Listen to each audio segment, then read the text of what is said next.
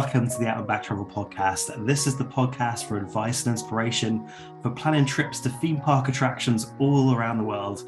My name is Stu and I'm addicted to Ryanair flights. Hello, I'm Matt, and because Stu's invited me on the podcast, it meant I didn't have to go to the gym. Way, good times. Very happy. Who needs the gym when you could just eat chocolate and stay at home and cry? That's the plan. Yeah, brilliant. Welcome everyone. This is obviously a new podcast. This is a bit of a pilot episode. We're just trying to kind of feel our way with it. So if you have any ideas for content or things you'd like us to cover, please do let us know in the comments below, just because this is about you guys. We're doing this for you. Let us know what you'd like to know. We're here to help. Do you know what's really weird? I've known you for 10 plus years, and when you started speaking, my brain went, oh, it's Stu from Out and Back Travel. I've known you forever. Oh, Matt, how long have we been friends? I think, when did you start at Towers? 2009. So like 13 it's over years. 10, isn't it? Wow. Yeah.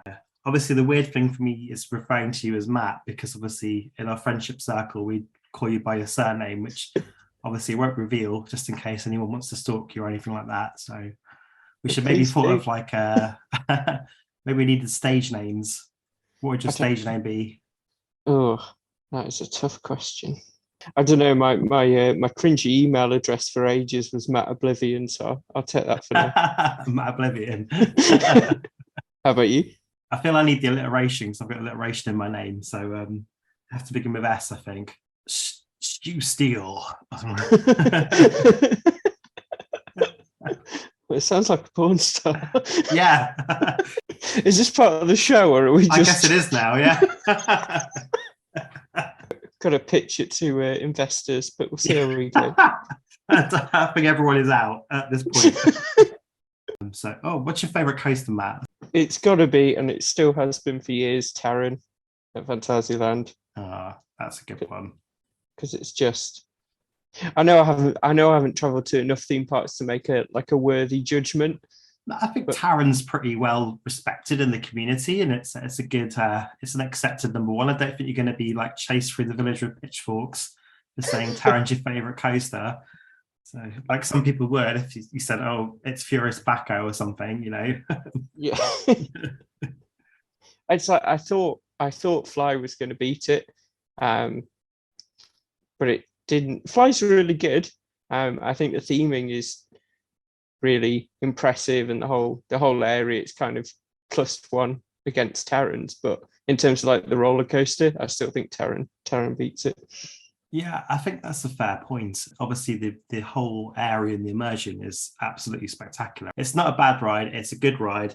The position is quite weird. It's not as comfortable as the B&M flying coasters. It's still you're kind of almost made to face down. And I think on a flying coaster, you kind of want to look ahead. That's what's kind of weird about it for me. Yeah, I found that the restraints hurt a little bit, especially with all the kind of transitions it's doing, and it's got a lot going on. It was a bit uncomfortable. It didn't help as well as we had about a 5-year anticipation build-up, didn't we? Yeah. They're building F.L.Y before Taron, weren't they? Did they start about 20 years ago? Yeah, wasn't there one of the inversions that you could see by almost on the main street? You could see for years. What's your number one? It's Velocicoaster. I'm such a fanboy for saying it's not. I'm disappointed with myself that it's not more edgy or controversial. But I just love Velocicoaster. It really is good, and it really. I was so scared going on it. Is it actually going to live up to the hype?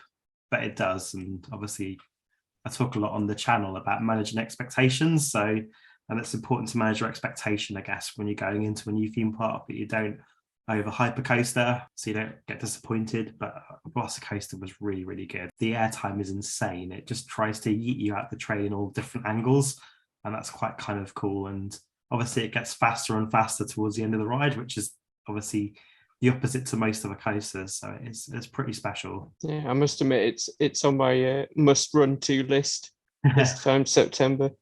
Velocicoaster had so much hype around it at the time, and then you've since ridden it and it lives up to all the hype. What's the one roller coaster that you've ridden that had so much hype and you got there and it was just nowhere near? Oh, that's a tricky one. Oh, it's really hard. What's a coaster? I try and find, especially as I've got older, I'm just trying to find the positives in everything and not be too Debbie Downer about things, because I'm, by default, I'm quite a miserable, cynical old bastard. So I'm just trying to be positive and spread the love. That's my mission in life. I guess Behemoth at Canada's Wonderland. Everyone always kind of gives that ride really good reviews. I mean, on paper it looks great. It's a big city yellow B&M that's giant and just goes up and down like beside the water. Trimmed like quite hard, so it didn't give any airtime at all. And we rode it over 2 days, and it just was the same on both days. So it was quite disappointing. So I often hear people going, "Oh my god, it's so amazing," but it might be because they've got like head trauma from the SLC there. It's quite a bad. It's probably the worst ride I have been on is the SLC in that park. And the Valère, I mean, they're next to each other. It's the right pair of bugs. But literally, the SLC, it was like getting punched in the head, like against the restraint as you go. It rattles so much. It's really bad. That's the worst ride I've been on. I don't know. What's your worst coaster? I could definitely pick a worst coaster in terms of one that's had hype and then it's been terrible. I'm a bit stuck. I'd say worst coasters up there would probably be Hero, just because it's Hero. Going on Hero though, were you surprised by how it wasn't as bad as people make out? Like, was it kind of did people overhype the roughness? Because that was kind of like the opposite of good hype. It's like I wasn't so bad. I was sat in the lying down position, clinging on for dear life, like braced to be punched in the face, basically. And it wasn't that bad. When you have to climb a step ladder to get into a roller coaster, it's not off to a good start. I mean, the car is like being inside a Breville sandwich toaster. It's quite something. But actually, I find Hero okay, especially if you can ride it in the morning before it warms up or in a colder month. It's not too bad. If I had the choice of a Valère or an SLC, I think I would probably take the Valère, to be honest. Yeah. Oh, what was that? What was the? It's not a Vekoma SLC. What's Tornado? Is it the Intamin one in part of the attractions in Madrid? Yeah, Madrid. Yeah, that was rough. It'd be really good for you guys listening out there to let us know in the comments what rides haven't lived up to the hype or what rides have lived up to the hype. Get involved and we'll maybe read them out in the next show. So, Matt, what was the first trip you ever kind of went on? Say it was probably Europa Park when we went in 2010, I believe. Oh, nice. Classic. Cheeky day trip to Europa Park, as you do. Although I did have a family trip to Portaventura before that, and I distinctly remember falling out with my family because they wanted to go to Barcelona for the day, and I couldn't work out why we'd not just spend all 7 days in Portaventura. So I stayed on my own. Oh no! Did you really? Yeah, they went to Barcelona, and I stayed in the hotel and went on park. Yeah. How old were you? I must have been sort of at least 16, 17. Oh, okay. Maybe. Yeah, I 10. Yeah. No, I was old enough to be there, but yeah, I think that's when I knew I was an enthusiast. What's it like being? Because all my family are coaster enthusiasts, so I didn't have a choice growing up. In fact, actually, when we first went to California, I was 9. And Space Mountain made me cry. So then all the subsequent times my family went on it, including my younger brother, they used to leave me on the side of the platform. Oh, no. So I kind of had to like coasters. I was kind of peer pressured into it by my mum and dad. And I take it you've been on it since. Oh, yeah. I like it now. Scarred for life. Yeah, no, I've got into coasters. I kind of like them now. Obviously, it's a bit awkward. Good job, yeah. Yeah. Be a very short podcast otherwise. It would be, wouldn't it? What was your first trip? It probably was the California trip. Luckily, my family went to California and we did San Francisco and Los Angeles. I've always been into planning kind of holidays and stuff. So first roller coaster trip we planned was to the East Coast in 2002. And I had a DVD, which was America's Greatest Roller Coaster Thrills. And it was showing like all the kind of new rides that appeared around 2000. So it was places like Hershey Park, Busch Gardens, Williamsburg, and Six Flags Great Adventure. Back in those days, there was no internet, so no sat-navs. So I remember I had to print the maps out like almost turn by turn and have like pages and pages of books of like driving directions to try and like tell my mum and use an atlas and stuff. That was obviously quite analog compared to trip planning these days, I guess. You've certainly put my first trip to shame. What did I ever? I think Dragon Khan was probably the top tier of mine. It's pretty ballsy though to go. No, I'm not going to do any culture. I'm just going to stay here by myself. It just didn't make any sense to me. I was like, we've got all these roller coasters here. Why would we go anywhere else? Why would you leave? Yeah, definitely. That's the point. We've got 7-day tickets. Let's use them. I'm sure everyone can relate to that. Yeah. Well then, what's been going on in the world of theme parks lately? Obviously, 2 big closures here in the UK. So Nemesis, firstly, has closed for a lengthy refurbishment, which will see most of the track from the top of the lift all the way back to the final brake run completely replaced. So what are your thoughts on that, Matt? It's going to be really weird walking into Forbidden Valley and like still hearing the roar, but hearing the roar dampened by sand. I think it's going to be a really strange kind of change to get used to. But I can't wait for opening day.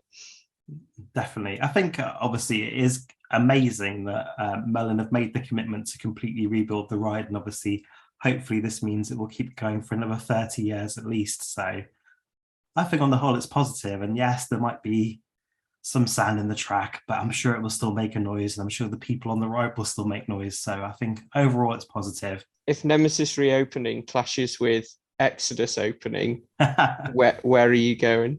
Exodus. Yeah, me too. Let's face it, Nemesis is old news. It's not even a new cred, is it? And please don't count it. It's not a new cred. I kind of need as many creds as I can get. I only recently found out you can't count discos. No, you definitely can't count discos. If you're listening to this podcast and you count discos, unsubscribe yourself. You're banned. We need a poll. Yeah. Vote now. Yeah, okay. Let us know in the comments. Is a disco a credit?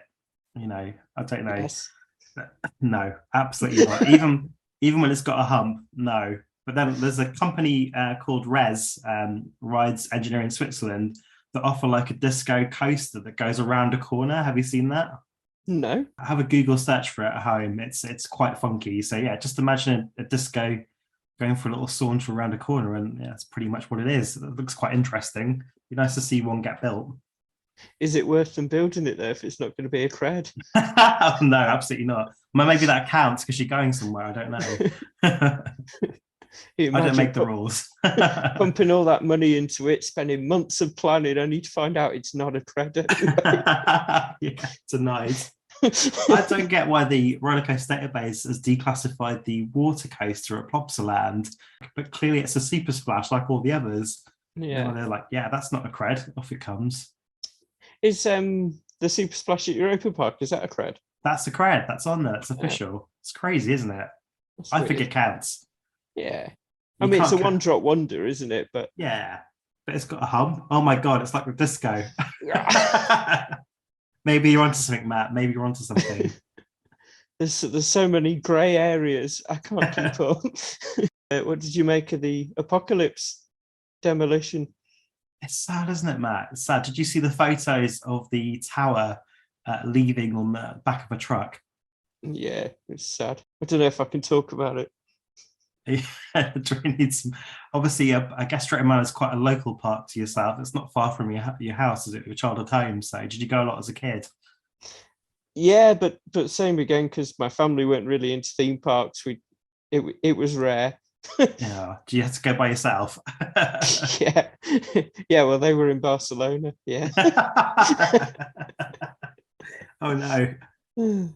Yeah, no, I think it's a real shame. I'm sure the Looping Group have got some big plans, and it's gonna, what they've done with the Vikings area is incredible. So it looks great, doesn't it? I'm not being myself this year, but I think they've off to a really promising start. It's a really good area. It's well themed. They've got a good selection of rides. They've got a cred in the disco. And controversially, I guess the powered coaster is even controversial if you count that or not. Yeah, some people are quite strict on whether a powered coaster counts, and obviously what was the Buffalo coaster has been rethemed as part of the Viking area. And I'm not even going to attempt to pronounce the name. Yeah, I can never get that new name right.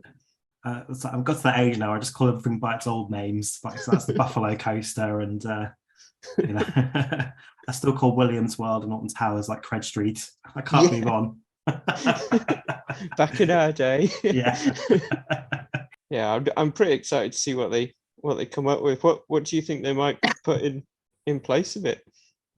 I think they've been hinting strongly that it's going to be a roller coaster, and obviously we saw a sexy little planning document kind of leak that had a bit of a medium-term development plan for Drayton Manor that said there would be a roller coaster around 2024.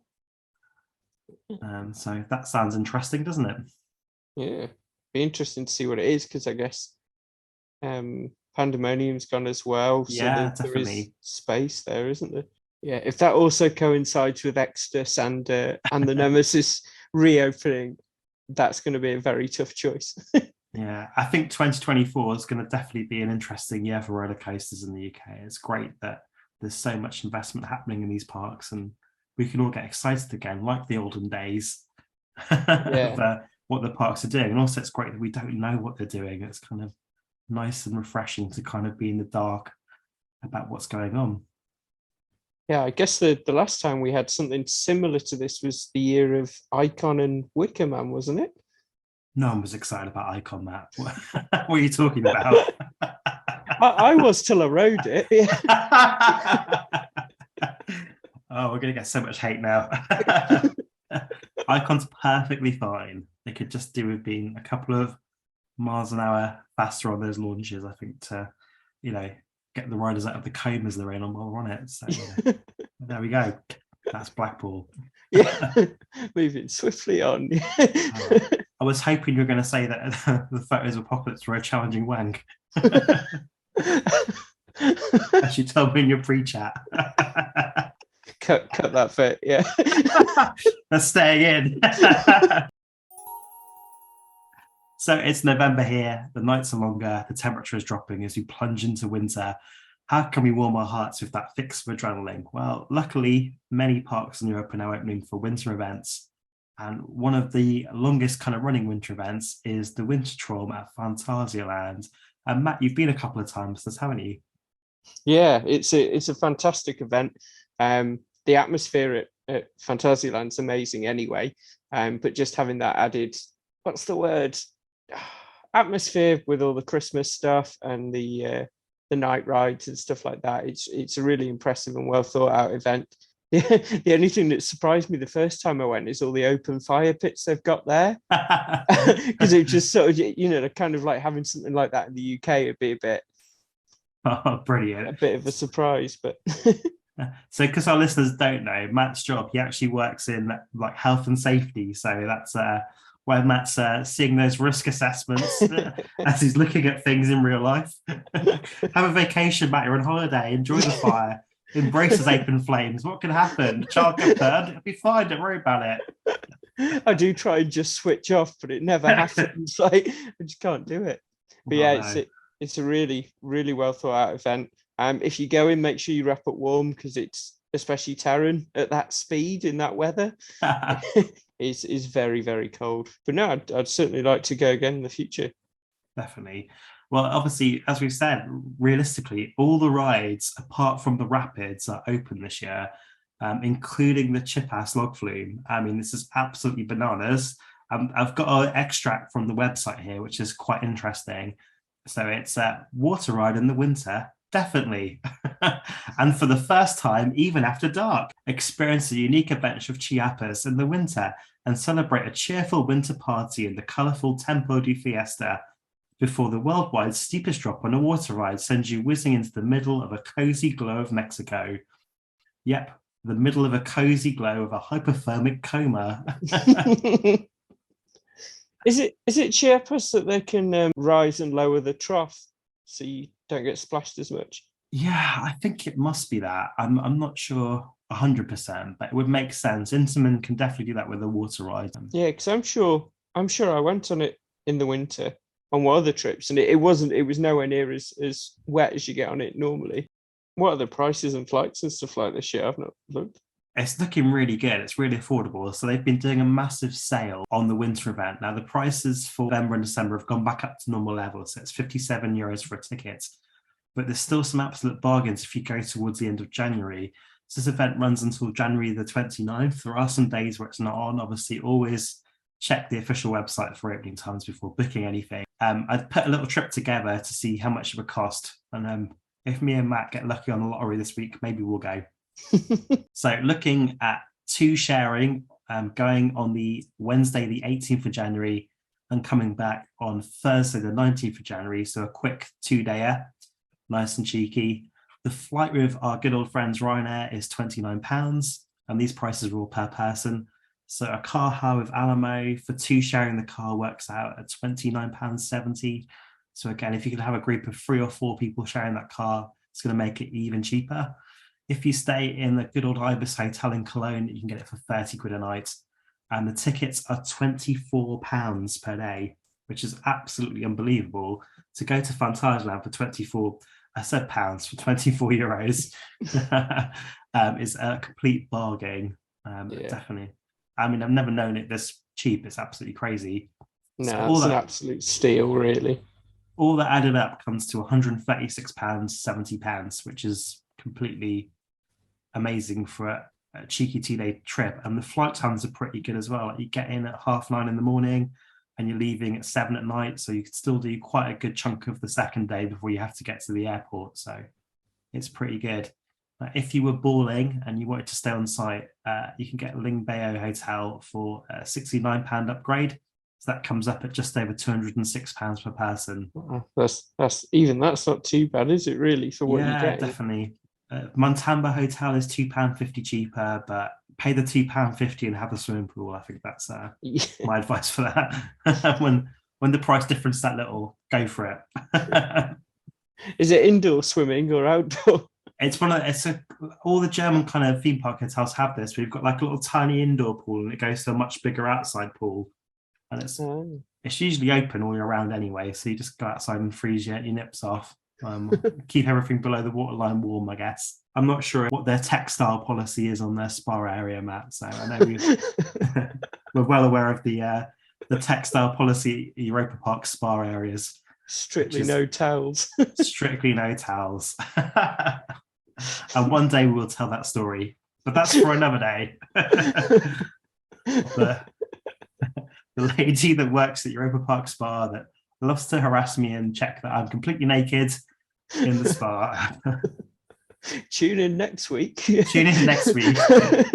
hear me giving evidence at the European Court of Human Rights. Thank you so much, Matt, for being my co-pilot on this flight. No, thank you for having me. Thank you guys for listening. This is obviously our first outing on the podcast. Do let us know what you'd like to hear from the podcast. If you have any questions, any ideas that you'd like us to cover, please let us know. You can find us on Instagram, Facebook, and YouTube. I'm trying to sign off, but I've got no idea what to say. But of course, I've got to get to my catchphrase at some point, which of course is stay safe on the way out back, and we'll see you next time. Good night, everybody. Thanks, Matt. No worries. Thanks.